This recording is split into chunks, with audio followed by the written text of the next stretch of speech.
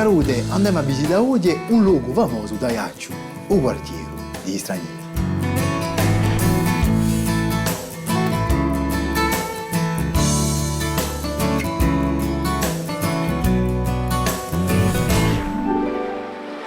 Alla fine del XIX secolo sono i ruttori che hanno fatto vanto della dolcezza del clima da Ajaccio. In sua pubblicazione i ruttori Benè, Donè e de Pietrasanta mostrano che il clima iaccino, vicino al mare e mica lontano dalla montagna, face pro.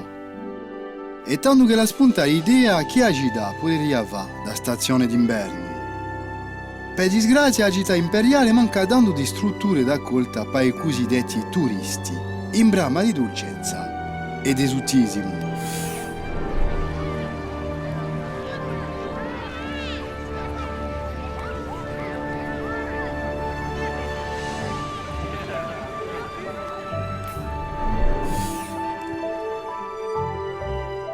Il conte Pacciocchi, ministro di Napoleone III, Miss Thomasina Campbell, una ricca scozzesa, e Bernard Bracciot, cittadino britannico, si daranno di rimeno per cercare di sviluppare la città d'Ajaccio e di farla conoscere come un luogo prediletto per passare l'invernata.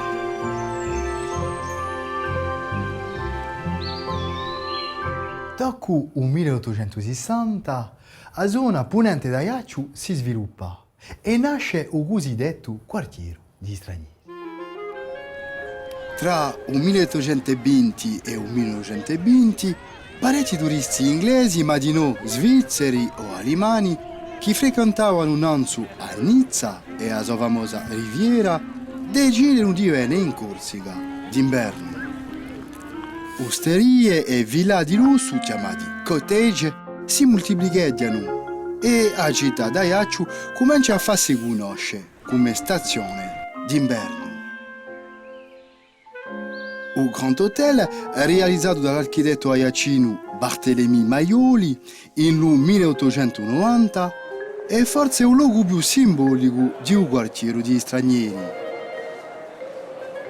Di qui che li scalavano i turisti per passare l'inverno in Ajaccio.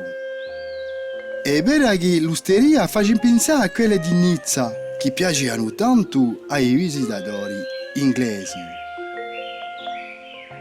C'è da sapere che sul bastimento è oramai la sede di alcune attività territoriali di Corsica.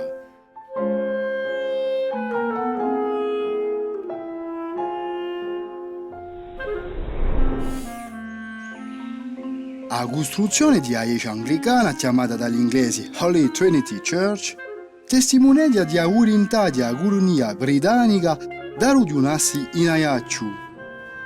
E d'altronde la famosa Miss Campbell che faceva alzare sa chiesa nel 1878.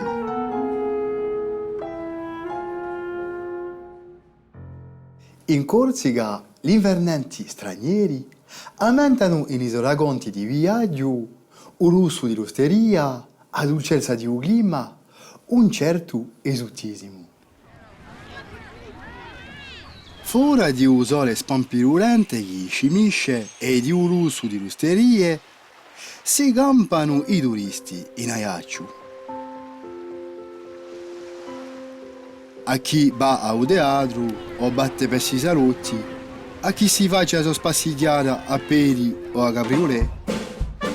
L'inverno in Corsica è sempre più caldo che quello di Londra o di Edimburgo. Una dolce vita all'uso aiacino. Qui vedete per indetto il Bois des Anglais, che era un luogo di spassigliate per in inglese chiamate ladies.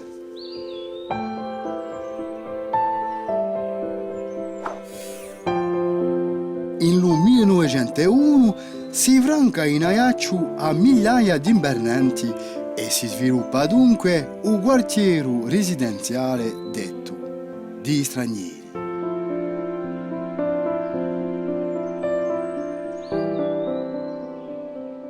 Miss Thomasina Campbell è giunta in Ajaccio nel 1867.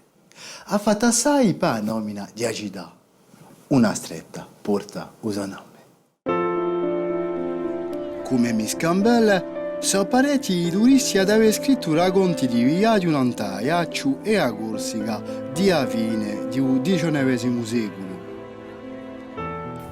Gli invernanti così incantati dal clima e da gente di un luogo contano le sue passate. Si racconti faranno all'epoca una bella pubblicità per l'isola. In quei tempi parecchi scrittori e pittori d'Europa come l'artista francese Henri Matisse vennero qui in cerca d'altro e di una famosa luce aiacina. Ma la guerra di 14 avrà finita in questi tempi di cuccagna. Il quartiere di stranieri in Ajaccio parte da Ugo su Grand Val per andare fino a Ugasone. Tra il 1820 e la Prima Guerra Mondiale, parecchi turisti inglesi, ma di noi svizzeri e alemani, vennero in Ajaccio. La scozzese Miss Thomasina Campbell ha fatto assai per la nomina di città. A presto.